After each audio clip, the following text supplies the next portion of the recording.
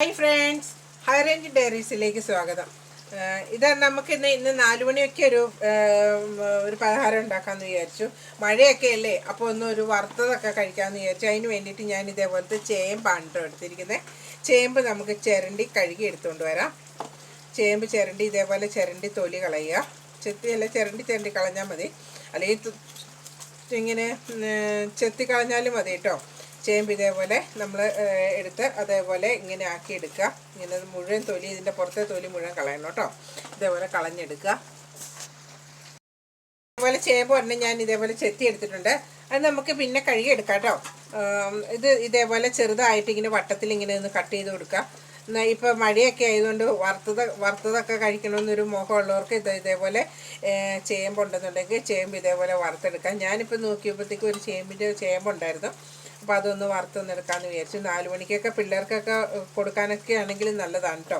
ഇതേപോലെ ഒന്ന് കട്ട് ചെയ്ത് വട്ടത്തിലെടുക്കുക. അതേപോലെ നമുക്ക് കനം കുറച്ചെടുത്താൽ മതി കേട്ടോ. ഇതേപോലെ ഇങ്ങനെ കട്ട് ചെയ്തെടുക്കുക. ഇനി ചിപ്സർ ഉണ്ടെന്നുണ്ടെങ്കിൽ അതിലരിഞ്ഞാലും മതി കേട്ടോ. ഇനിയിപ്പോൾ വട്ടത്തിൽ അങ്ങനെ കണ്ടിക്കാനായിട്ട് പാടുള്ളവർക്ക് അതിലരിഞ്ഞാലും മതി. അതിലിങ്ങനെ വട്ടത്തിൽ വരുമല്ലോ, അപ്പോൾ അതുപോലെ അരിഞ്ഞെടുത്താലും മതി. ഞാനിപ്പോൾ കത്തി ഉപയോഗിച്ച് ഇങ്ങനെ വട്ടത്തിൽ കട്ട് ചെയ്തെടുക്കുവാണ് കേട്ടോ. എത്ര എണ്ണം വേണോ അതനുസരിച്ച്. ഞങ്ങളിപ്പോൾ 2 പേരേ ഉള്ളൂ. 2 പേർക്ക് വേണ്ടിയിട്ട് ഇപ്പോൾ 4 മണിക്ക് ചായയുടെ ഒപ്പം ഇത്രയും മതിയാവും. അതുകൊണ്ട് ഞങ്ങൾ ഇതേപോലെ ഒരെണ്ണം എടുത്ത്, ഒരു ചെറുതൊരെണ്ണം എടുത്തിട്ടുണ്ട്. കൂടുതൽ അംഗങ്ങളുള്ളിടത്ത് കൂടുതൽ എണ്ണം എടുക്കാം കേട്ടോ.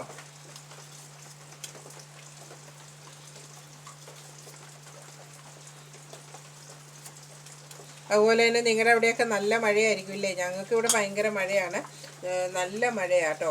2 ദിവസമായിട്ട് നല്ല മഴയാണ്. ഇങ്ങനെ മഴ നിൽക്കുന്നേ ഇല്ല, വെയിലൊന്നും കാണുന്നു പോലും ഇല്ല ഞങ്ങൾ.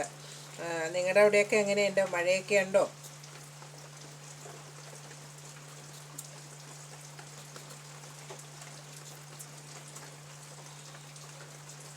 ഇതേപോലെ കട്ട് ചെയ്ത് മൊത്തം ഞാൻ ഇതേപോലെ ഒന്ന് കട്ട് ചെയ്തെടുത്തു. ഇത് നമുക്കൊന്ന് വെള്ളം ഒഴിച്ചൊന്ന് കഴുകി 2-3 പ്രാവശ്യം ഒന്ന് കഴുകി, ഇതിൻ്റെ ഞോളപ്പോ അല്ലെങ്കിൽ ഇങ്ങനെ ഞൊളന്നുള്ള ഭാഗം ഉണ്ടല്ലോ, ഇങ്ങനെ പച്ച പോലെ, ആ ഭാഗം നമുക്ക് ഇതേപോലെ കഴുകി കഴിഞ്ഞെടുക്കാം കേട്ടോ.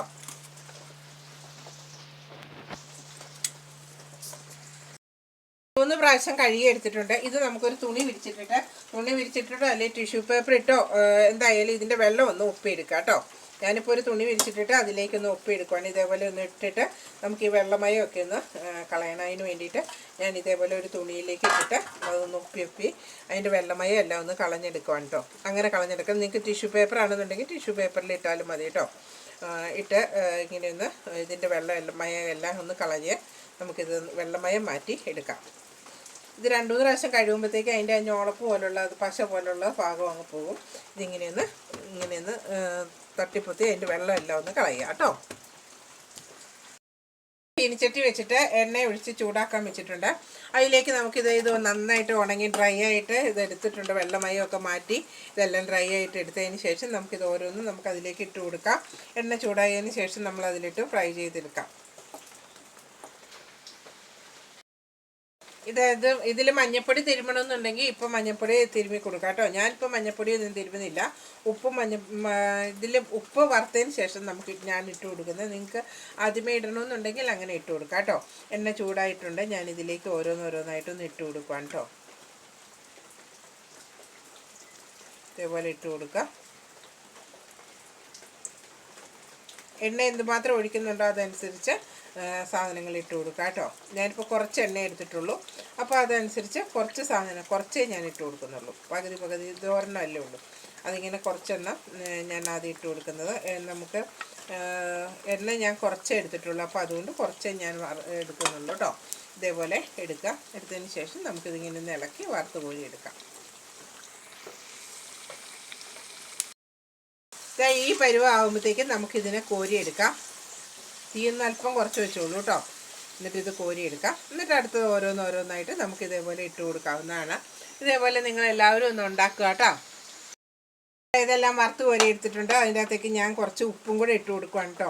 ഇതേപോലെ ഒരു ഇച്ചിരി ഉപ്പും കൂടെ ഞാൻ ഇങ്ങനെ ഒന്ന് ഇട്ട് കൊടുത്തതിന് ശേഷം ഇങ്ങനെ കുടഞ്ഞ് നമുക്ക് വേണ്ട നല്ല കിരികിരിന്ന് കേൾക്കുന്ന ശബ്ദം, നല്ല ക്രിസ്പി ആയിട്ടുള്ള ഇത് ഞാനൊന്ന് ഒടിച്ച് കാണിച്ചു തരാം കേട്ടോ.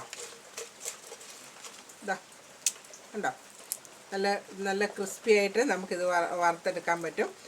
നമുക്ക് 4 മണിക്കൊക്കെ ആണെങ്കിൽ ഇപ്പോൾ മഴക്കാലമല്ലേ, അപ്പോൾ ഒന്ന് പൊറിക്കാനൊക്കെ ഒന്ന് വറപൊരിയൊക്കെ ഒന്ന് വേണമെന്നുണ്ടെങ്കിൽ, ഇല്ലാത്തവരാണെന്നുണ്ടെങ്കിൽ വീട്ടിലൊക്കെ ഇല്ലെങ്കിൽ നമുക്ക് ചേമ്പ് ഉണ്ടെങ്കിൽ ഇതേപോലെ നമുക്ക് വറുത്തെടുത്ത് നമുക്ക് കാപ്പിയുടെ ഒപ്പം കഴിക്കാൻ പറ്റും. കാപ്പിയാണ് എടുക്കുന്നത്. ചായ ഉപയോഗിക്കേണ്ടവർക്ക് ചായ, കാപ്പി വേണ്ടവർക്ക് കാപ്പി. എന്താണെന്ന് വെച്ച് കഴിഞ്ഞാൽ അതിൻ്റെ കൂടെ നമുക്കിത് നമുക്ക് ഉപയോഗിക്കാം. 4 മണിക്കാണെന്നുണ്ടെങ്കിലും പറ്റും.